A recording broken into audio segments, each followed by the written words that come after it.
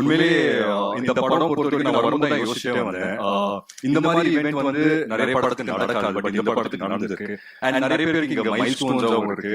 SK பிரதரோட 25th film, GV பிரதரோட 100th film, and Ravi மோகன் சார் வந்து வில்லனா நடிக்கிறாரு. அதுவே எனக்கு வந்து பயங்கர எக்ஸைட்டிங்கா இருந்தது. அண்ட் அஃப்கோர்ஸ் ஷீலாவோட முதல் தமிழ் படம்.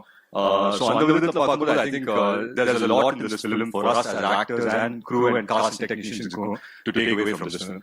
பட் அதை தாண்டி எனக்கு என்னன்னா ஒவ்வொரு தடவை நான் செட்ல போய் நிற்கும் போதும் நான் யோசிப்பேன், இந்த மாதிரி வந்து பார்க்கறதுக்கு இவ்வளவு நல்லா இருக்கு.